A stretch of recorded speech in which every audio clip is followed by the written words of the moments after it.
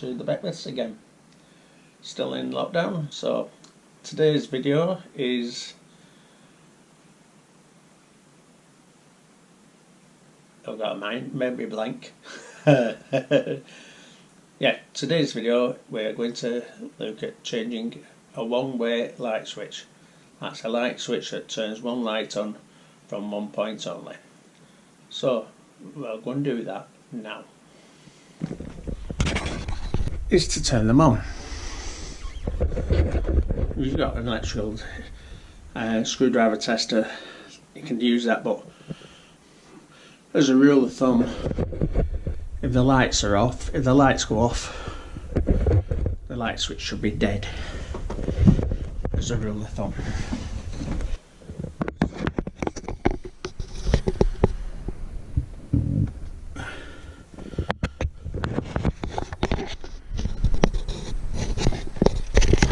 There's our fuse box.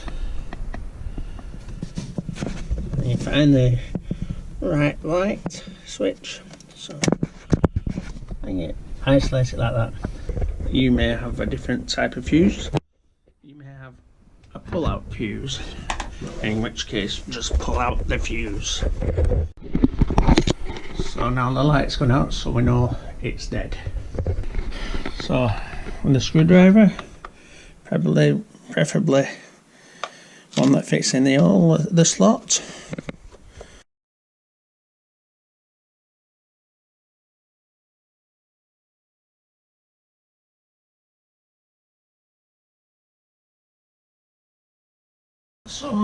So when you've got your wire out to the wall, it doesn't.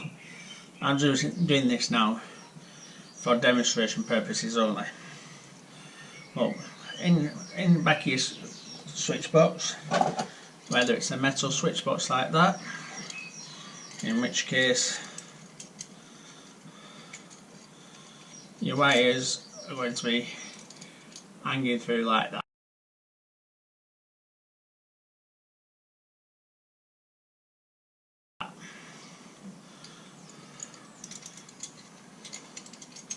If it is a metal switch box like that, then the earth here, which you shouldn't really need it to disconnect, should be connected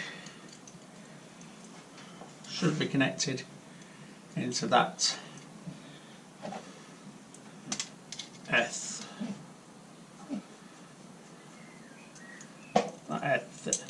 box, earth plug.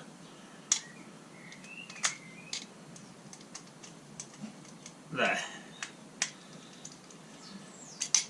like that. So the earth connects into that. But like I say, just for changing the switch, you shouldn't have had to undo that anyhow. So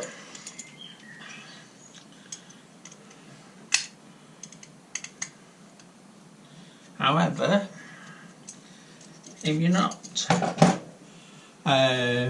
your back box is a plastic back box like that one, you sometimes still have an earth lug, and the earth should be connected to that.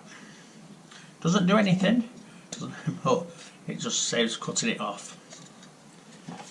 You might have a back box like this one that doesn't have an earth lug in.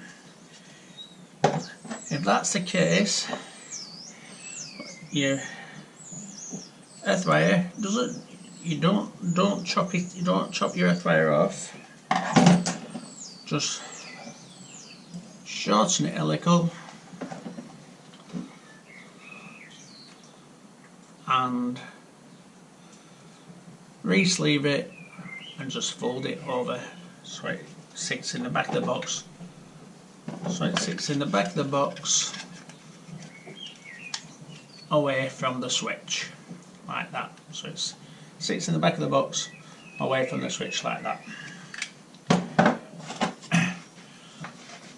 Your switch, if it's a two-way switch,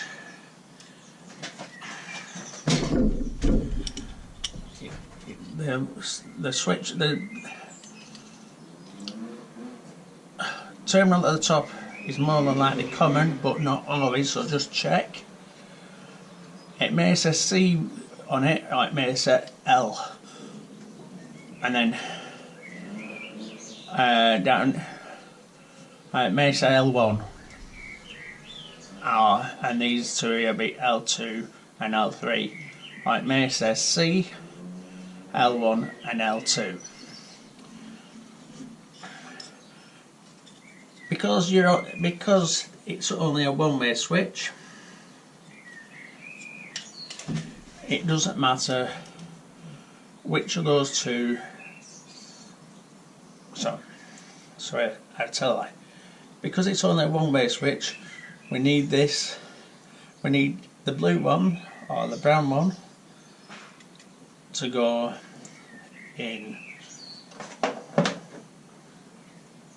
So this one is marked up common L1, L2. So for this to be used as a one-way switch, this switch wire needs to go in L1 here.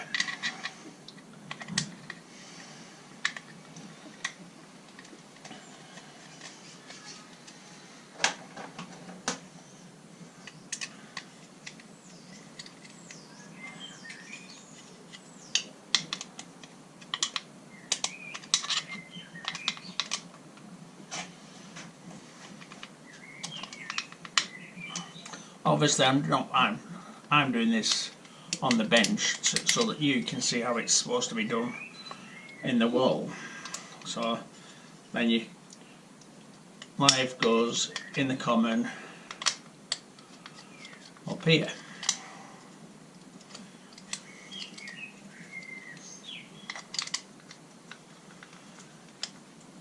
Always making sure the wires are very tight. It's very important to make sure the wire sheathing is inserted practically into the thing, so there's no bare wire there. Unlike there, so the blue wire needs to be shoved further in.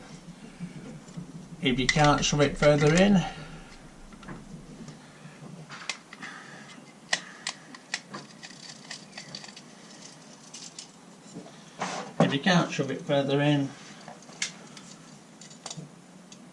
trim it down a little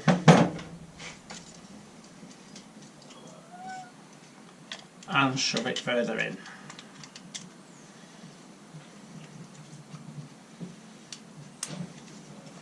So now both the wires are in properly.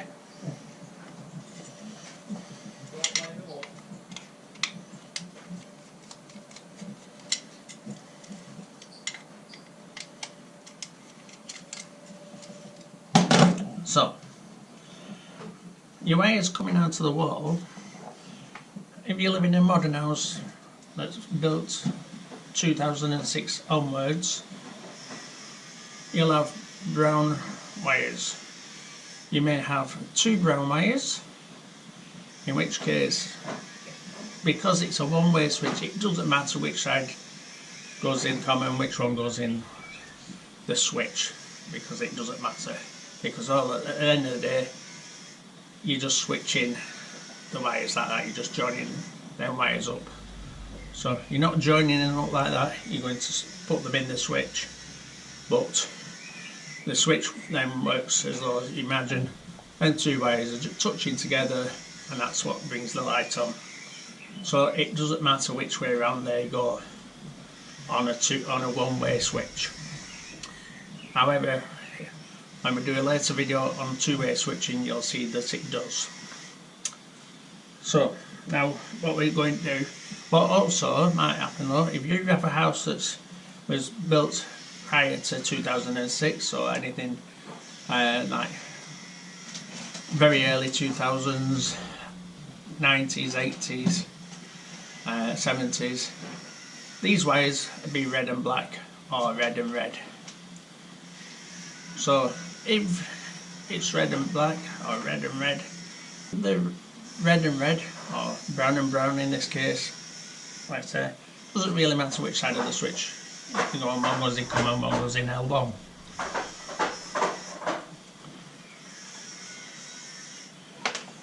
again, if the brown and blue, red and black, again, it doesn't matter as long as you've got one in common and one in like LL1, and that's how you put your switch on. So you wire them up, and like I said, it's very important you make the connections tight, because loose connections cause fires.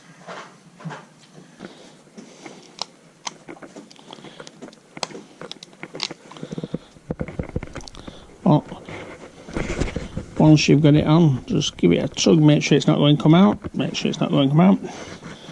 so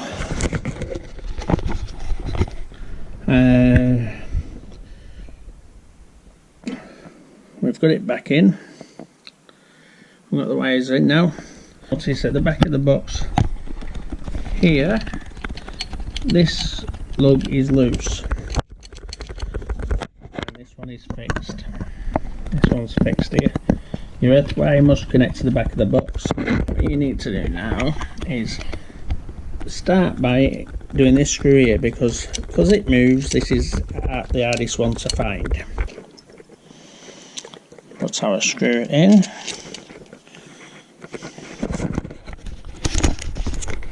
Locate the screw hole.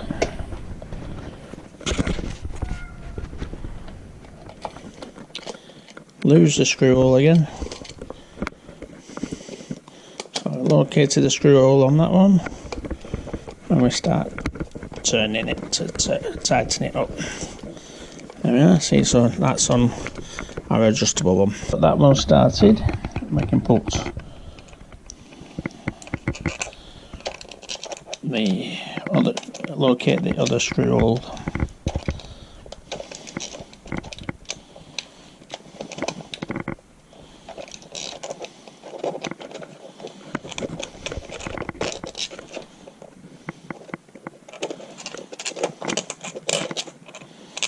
Which, because the plaster is quite deep on this box, it's proving to be.